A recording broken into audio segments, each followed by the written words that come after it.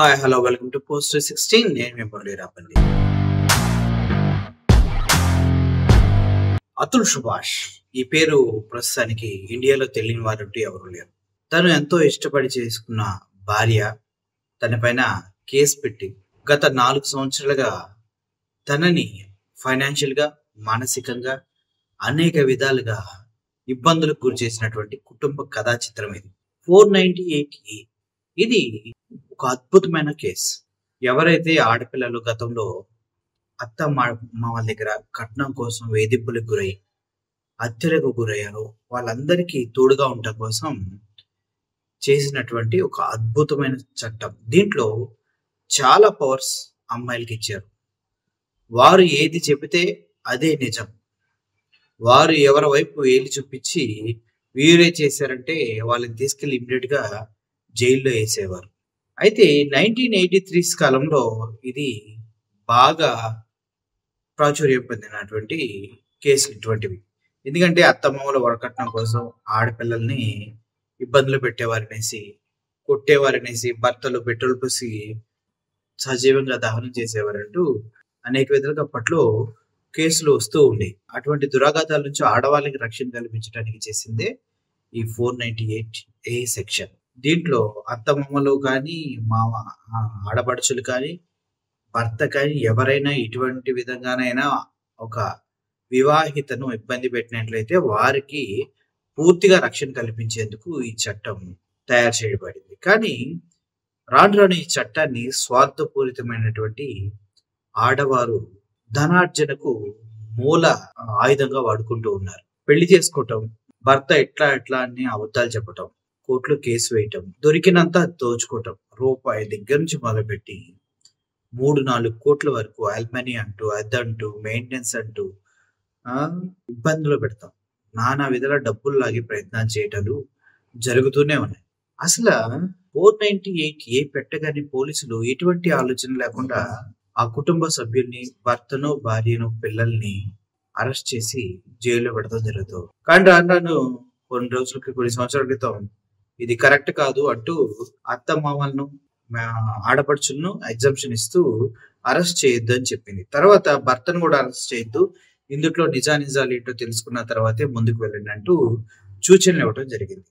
ఇప్పుడు పూర్తిగా ఆలోచిస్తే సుభాష్ కేసులో అత్త మామలే కాదు, భార్య, బామర్ది వీళ్ళంతా కూడా తనని రివర్స్ లో వేధించారు. ఇటువంటి కేసులు ఇండియా వైజ్ చాలా ఉన్నప్పటికీ సుభాష్ కేసులో ఒక ప్రత్యేకత ఉంది. ఎందుకంటే తన బిడ్డను కూడా చూడకుండా 4 సంవత్సరాల నుంచి తనని ఇబ్బంది పెడుతూ ఉన్నారు. తను ఇప్పటికీ కూడా మెయింటెనెన్స్ ఇస్తూ 40,000 నెలకి ఇస్తూనే ఉన్నాడు.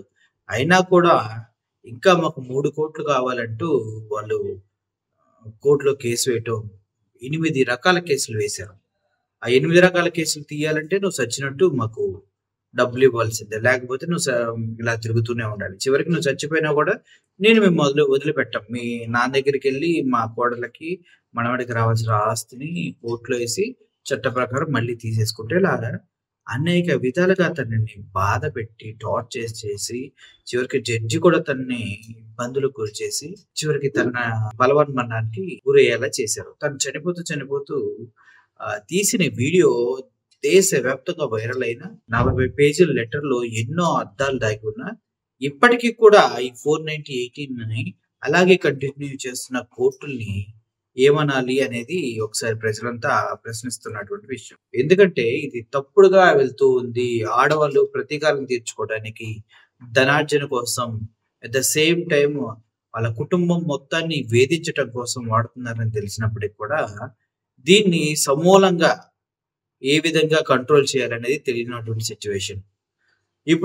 ఎప్పుడైతే సుభాష్ ఇప్పుడు ఈ విధంగా రాసి, నాకు న్యాయం జరిగితే నా అస్థికలను గంగలో కలపండి, లేదంటే నాకు అన్యాయం జరిగితే నా అస్థికలను కోర్టు ముందున్న మురికాలలో ఇసిరి పాడేయండి అని భయంకరమైన స్టేట్మెంట్ ఇచ్చి ఇటు న్యాయ వ్యవస్థని సైతం తను చాలా కించపరిచే విధంగా వ్యాఖ్యలు చేశాడు. ఇప్పుడు కూడా ఎటువంటి చర్యలు తీసుకోకపోగా దాన్ని కంటిన్యూ చేస్తూ కొన్ని సూచనలు చేసింది. ఇట్లా అయితే తీసుకోండి, అమ్మాయిలు కేసు పెట్టగానే అరెస్ట్ చేయకండి, నిజాలు తెలుసుకోండి అంటూ కోర్ట్స్కి అన్నిటికీ సుప్రీం కోర్ట్స్ గైడ్ లైన్ అనేది ఇవ్వటం జరిగింది. కానీ ఎన్ని గైడ్ లైన్స్ ఇచ్చినా కూడా దీని యొక్క ప్రథమ కర్తవ్యం ఏంటి? కేస్ పెట్టిన తర్వాత మగవాళ్ళ తరపున ఇటువంటి ఫైట్ నిజం ఉన్నప్పటికి కూడా వాళ్ళకి న్యాయం జరగదు. శిక్షలు ఆపోజిట్ వాళ్ళకి పడవు. ఇప్పటికి కూడా మగవారికి అన్యాయం జరిగేలాగా ఈ సెక్షన్ ఉంది. దీనిలో చాలా సవరణలు చేయవలసిన అవసరం ఉంది.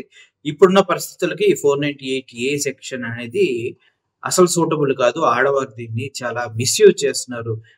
ప్రపంచవ్యాప్తంగా మిస్యూజ్ చేయబడిన చట్టం ఏదైతే ఉందో అది 498A అని మాత్రం అందరు కంఠోపతంగా చెప్తూ ఉన్నారు. దీన్ని బట్టి దేశవ్యాప్తంగా నిరసనలు వెల్లువైతే ఎత్తుతుంది. ప్రతి ఒక్కరు సుభాష్ ఫోటోలు పట్టుకొని తనకు జరిగిన అన్యాయాన్ని ప్రశ్నిస్తూనే అటువంటి బాధితులు మేము కూడా అంటూ చాలా మంది రోడ్లెక్కుతూ ఉన్నారు. సో ఇది ఒక గొప్పగా పరిణామం తీసుకొస్తుందని చూడాలి. లేకపోతే మళ్ళీ యథావిధిగా ఈ 498 పేరు చెప్పి భర్తలు హింసలకు గురవుతూనే ఉంటారు. సో ఏమవుతుందో చూద్దాం. మీరు కూడా అటువంటి బాధితుల్లో ఒకరైతే కింద కామెంట్ చేయండి. లేదంటే ఈ చట్టం గురించి తెలిసినా కూడా ఏం చేస్తే బాగుంటుందో కామెంట్ రూపంలో తెలియజేయండి. Thank you for watching this video. Murali signing off. Thank you so much.